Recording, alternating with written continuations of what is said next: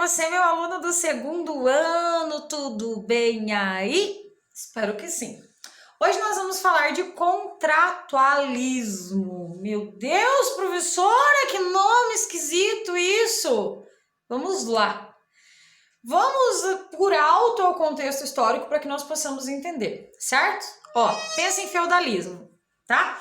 Pensa nas dinâmicas do feudalismo, como as coisas se davam. Funcionava assim.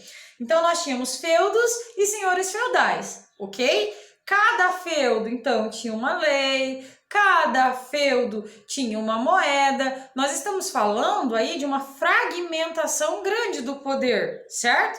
Só que o que acontece?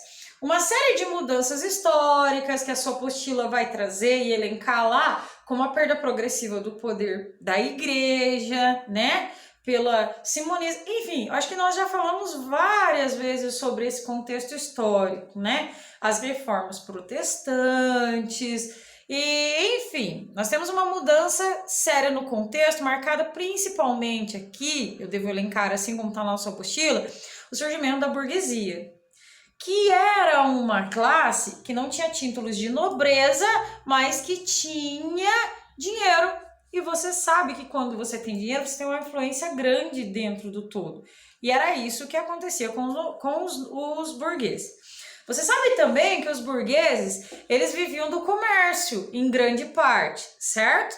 Então, o que ocorre? Você imagine para um burguês ter que comercializar numa economia que era voltada a essa fragmentação toda que nós dissemos, né? Imagine lá eu ter que fazer, entre aspas aqui, câmbio em cada feudo que eu for, porque a moeda é diferente, porque é diferente, tal. Você viu que nós temos, então, devido a uma série de mudanças históricas, econômicas, sociais, aquilo que nós chamamos em história, em sociologia, de a formação dos estados modernos, certo? Onde aquela fragmentação que nós vimos lá do feudalismo vai dar essa ideia que nós temos hoje de uma nação como um todo, sobre uma lei geral, sobre uma moeda, sobre um poder normalmente absoluto na mão de uma pessoa, porque era fragmentado na mão dos senhores feudais. Beleza? E aí, nós temos aquilo que nós chamamos de a formação de um Estado nacional. Um Estado nacional forte, um Estado. E aí a filosofia entra nessa área refletindo o seguinte, né? Alguns filósofos entram refletindo. É legítimo dar o poder na mão dar o poder assim, centralizado na mão de uma figura?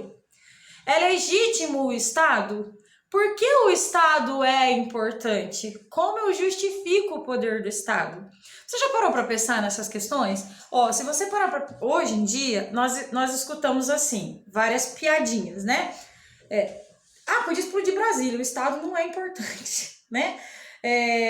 A polícia, a gente tem várias críticas, enfim, que nós sabemos que é um braço do Estado, mas será que nós sobreviveríamos sem o Estado? Será que nós sobreviveríamos sem alguém para impor lei, para impor regras? E se sobreviveríamos, como seria essa sobrevivência? Como seriam as dinâmicas nesse contexto, certo? É essa reflexão filosófica que nós estamos falando ali entre o Renascimento e o Iluminismo, certo? Para que o Estado é importante? E como eu justifico o Estado? E aí, para entender o Estado, nós temos que entender um conceito importante dentro desse pensamento contratualista. Um dos primeiros deles, que é o conceito de Estado de natureza versus o contrato social, tá? Vamos lá, vamos para o Estado de natureza. O que seria esse conceito de Estado de natureza? Seria aquele anterior à sociedade civil. Quando eu digo sociedade civil, eu estou falando de uma sociedade regida por regras, regida por leis, uma sociedade onde nós temos algumas obrigações, alguns direitos. Pensa em um período histórico, se você quiser remeter à pré-história, por exemplo, onde os seres humanos não tinham que acordar cedo para ir trabalhar, onde os seres humanos não tinham que pegar um carro e cuidar com o sinal, porque não tinha carro, não, mas enfim, não tinham leis, não tinham regras impostas a nós, onde o ser humano era livre para fazer o que quisesse. Consegue entender? Lá a vida era melhor? Entende a reflexão? O estado de natureza, ou seja, anterior à sociedade civil, é um estado legal, onde as pessoas vivem bem e aí a gente não deve mudar muita coisa lá, ou não?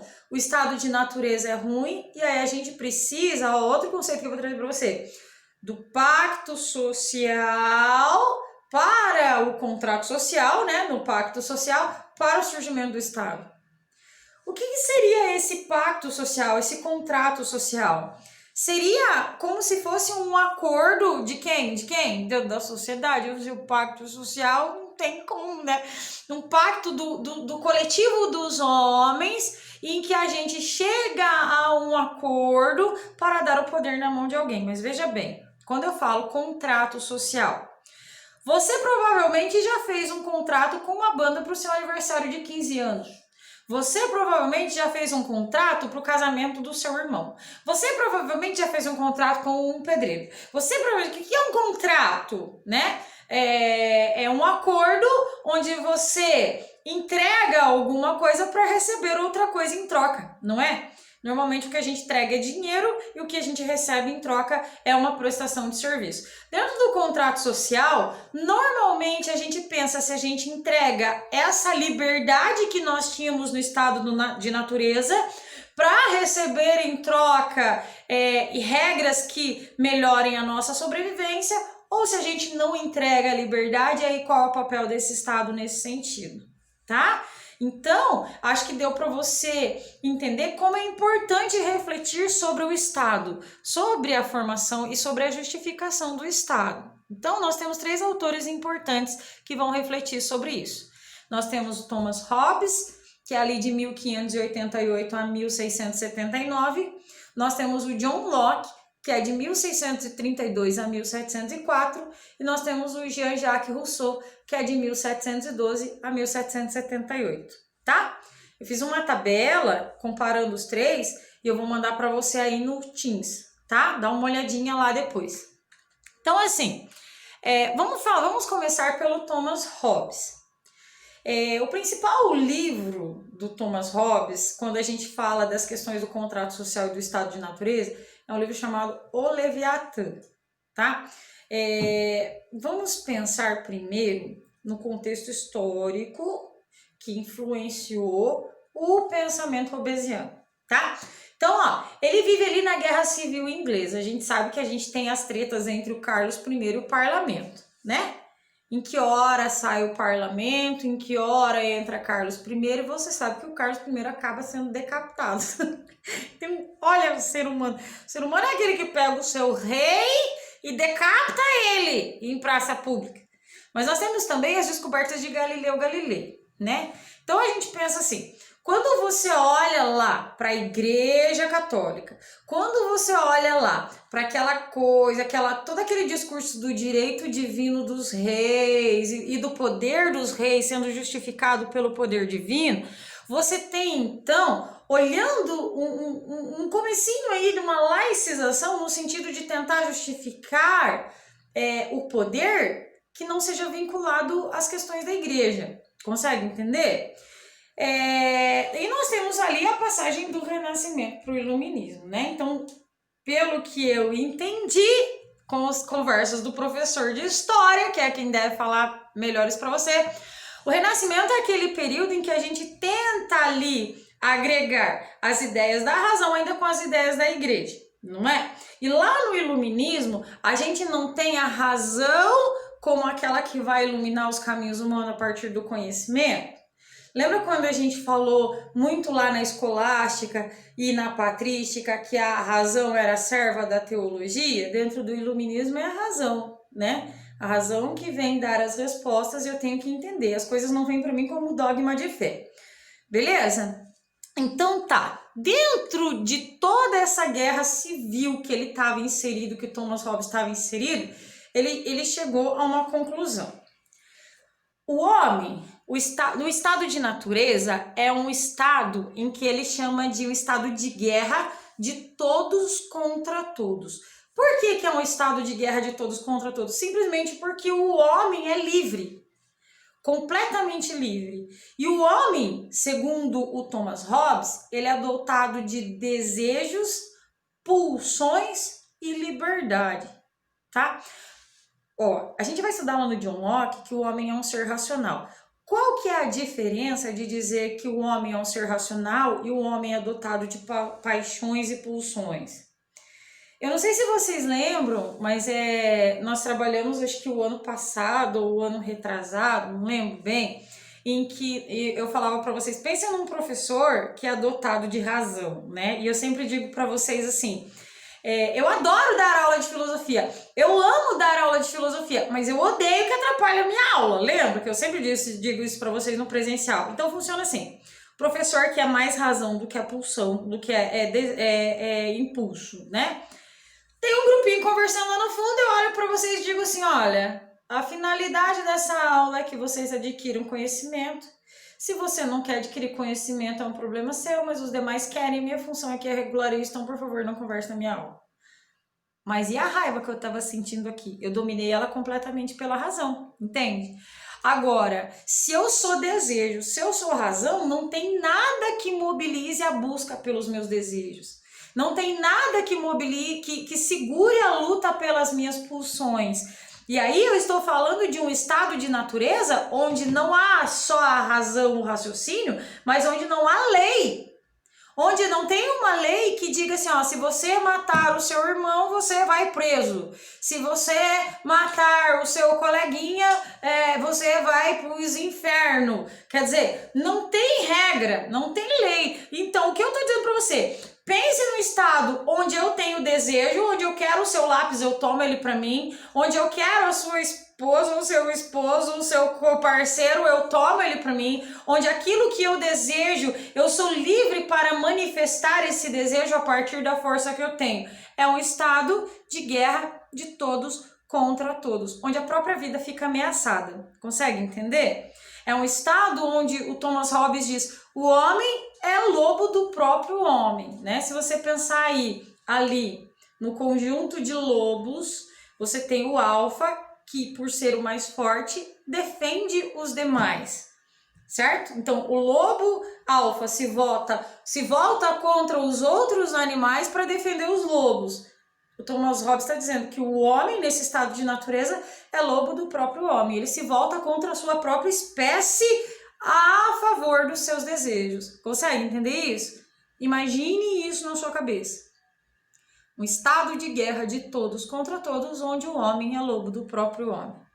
Você imagina que isso não dá bom. Isso é uma ameaça à sobrevivência humana. Então, contrário ao que o Aristóteles dizia, que a polis é algo natural, lembra que eu dizia para vocês? O Aristóteles diz lá em A Política assim, então, olha, o homem é zoon politico, então isso significa que ele é um ser social, né? É animal político. Então existia lá a família para sobreviver naturalmente se agrupa em clãs, esses clãs se agrupam naturalmente em tribos, e isso, surgiu a cidade, eis que naturalmente surge a cidade.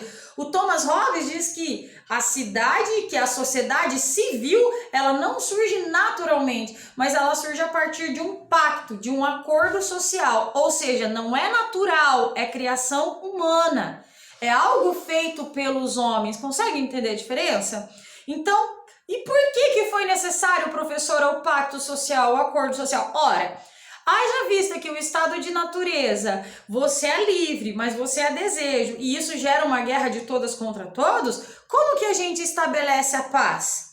Como acabar com essa guerra de todos contra todos? A gente faz um acordo. Qual que é o acordo? Olha, a gente coloca alguém no poder, e essa pessoa é forte o suficiente, é coerente o suficiente para dar as regras de convivência, e ele vai não só dar as regras, como vai cobrar que essas regras sejam seguidas, e eu entrego a minha liberdade e recebo em troca a paz que era perdida no estado de natureza. Recebo em troca a segurança que não tinha no estado de natureza.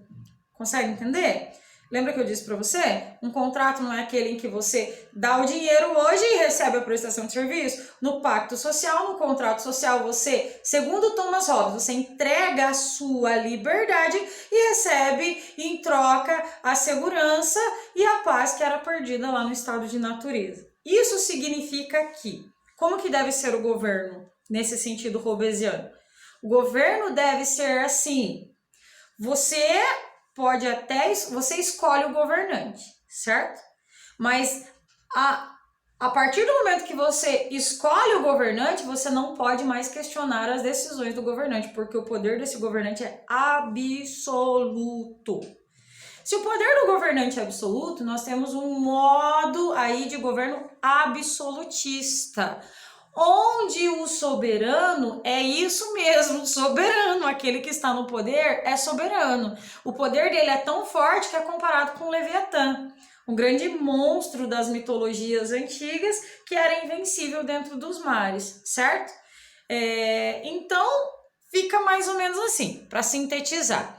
O estado de natureza é um estado de guerra de todos contra todos, onde o homem é dotado de desejos e pulsões e vai buscar a realização dos seus desejos e pulsões a qualquer custo, porque ele é livre. Isso gera o estado de guerra de todos contra todos, onde o homem é lobo do homem. Como que resolve isso? Em algum momento da história, os homens, e não naturalmente, não faz parte da natureza humana, os homens criaram o pacto social, o contrato social, onde eles abrem mão da liberdade humana, da sua liberdade, mas recebem em troca a paz que deveria ser restabelecida.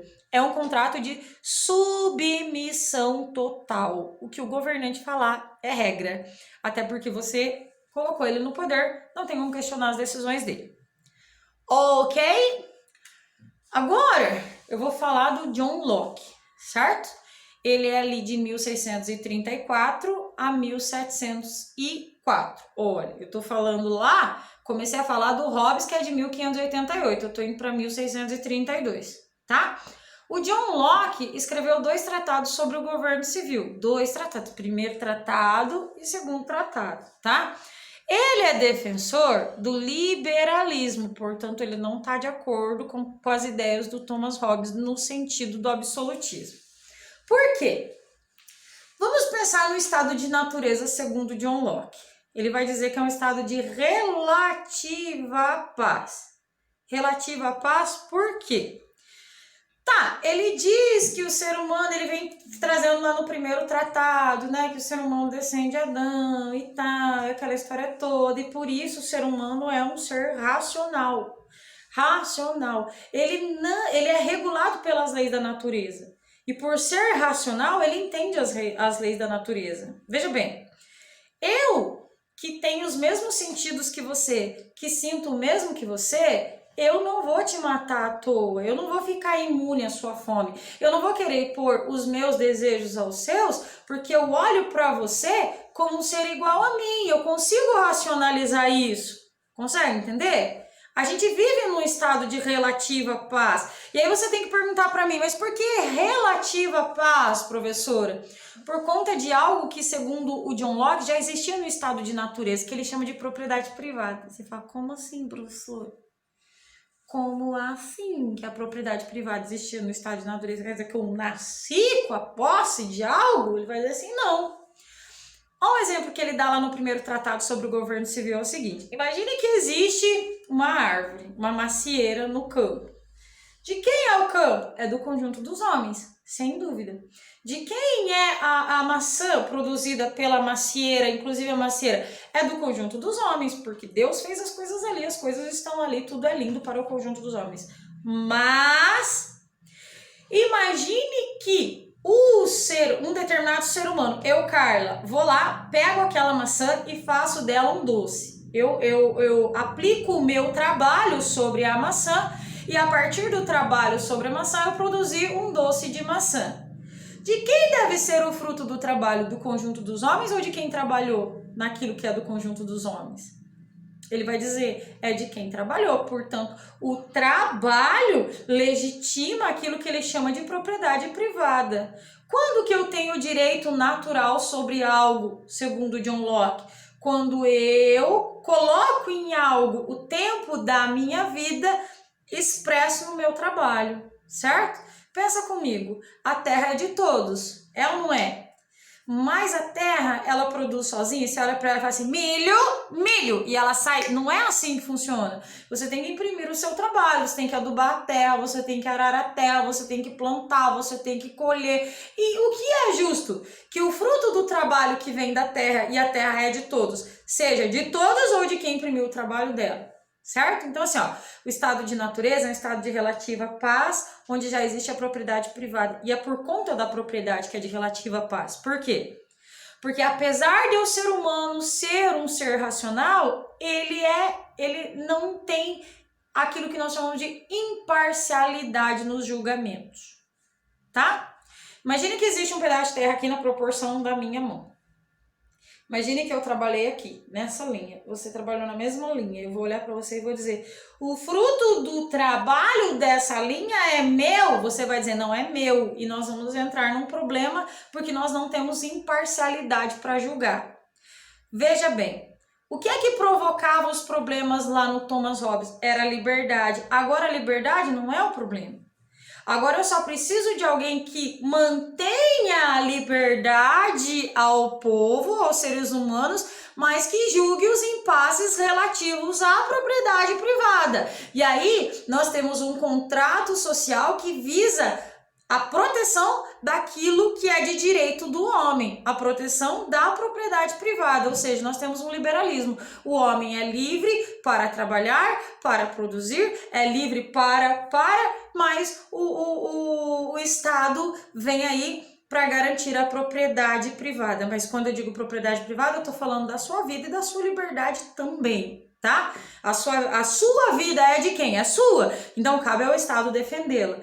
Os seus bens são de quem? É seu. Então cabe ao Estado defendê-lo. A liberdade de ir e vir é de quem? É sua. Então cabe ao Estado defendê-lo. E aí nós temos um sistema de governo denominado liberalismo, certo? Então eu disse aqui que para o John Locke o estado de natureza não é tão problemático, haja vista os impasses pela propriedade privada. O Estado surge para defender os interesses relativos à propriedade privada. Eu disse que a propriedade privada se legitima no estado de natureza e que o contrato social surge para regular os problemas relativos à propriedade privada, certo? É função do Estado manter a liberdade dos homens. Tanto é que, ó, lembra que eu disse que lá no Thomas Hobbes, se o soberano, eu não podia questionar o poder do soberano?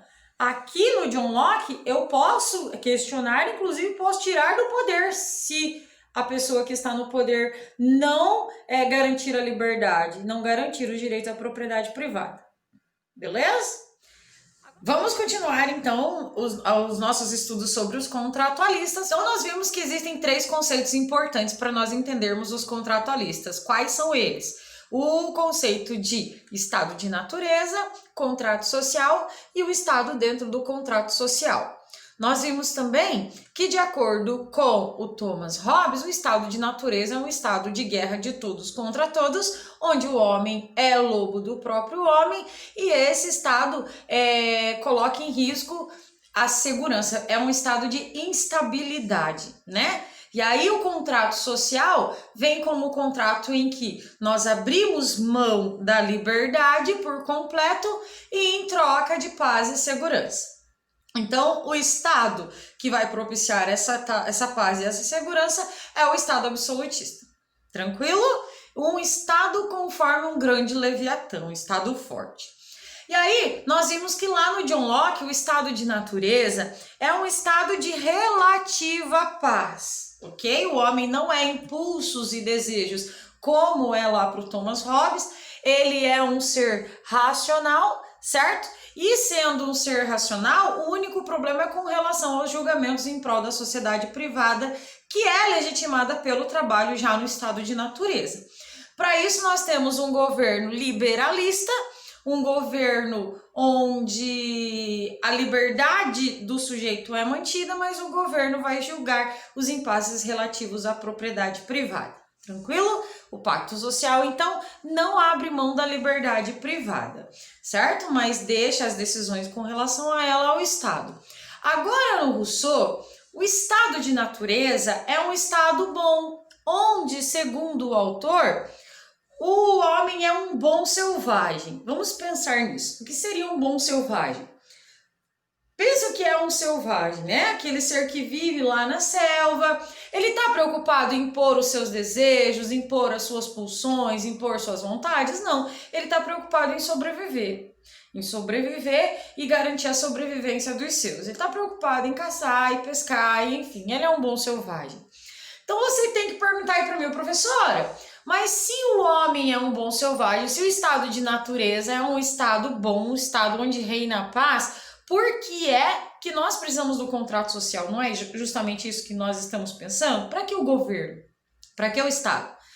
O Rousseau, vai dizer assim, ó, a partir do momento em que nós cercamos, o primeiro ser humano cercou um pedaço de terra e disse é meu e os outros acreditaram, é que começaram os infortúnios da humanidade. Aí você pode pensar, o cara é um comunista, né? O cara é contra a propriedade privada. Não, não é isso. Lá no contrato social, há inclusive as regras para a existência da propriedade privada, certo? Ele diz que o problema é aquilo que a propriedade privada gera no sujeito. E o que é que a propriedade privada gera no sujeito? O individualismo, o egocentrismo, a competitividade, certo? Não precisava do contrato social. Mas, agora que existe a propriedade privada, nós precisamos de um contrato social. E como que vai ser esse contrato social? Olha, você abre mão desse contrato ideal, dos seus desejos, das suas pulsões, do seu egocentrismo, em prol daquilo que ele chama de vontade geral. E o que seria essa vontade geral, se não a vontade do todo, se não a vontade do coletivo, né? E aí nós temos uma grande democracia, mas uma democracia direta. Existe um trecho do contrato social que diz assim, nenhuma lei deverá ser aprovada sem passar pela vontade geral, certo? Nós elegemos os nossos governantes, podemos até eleger aqueles que nos representam, mas nenhuma lei será feita sem a vontade geral. Então, nesse tipo de contrato, nós temos uma democracia direta, onde eu abro mão dos meus desejos em prol do bem comum, em prol do bem da coletividade. Tranquilo? Espero que você tenha entendido aí. Entra lá na sua apostila, resolva os exercícios, tenta pegar aqueles conceitos que eu mandei para você lá no planejamento e colocar para ver se você conseguiu entender isso nessa videoaula, beleza? As dúvidas, nós nos falamos na segunda-feira na live. Beijo, se cuidar e...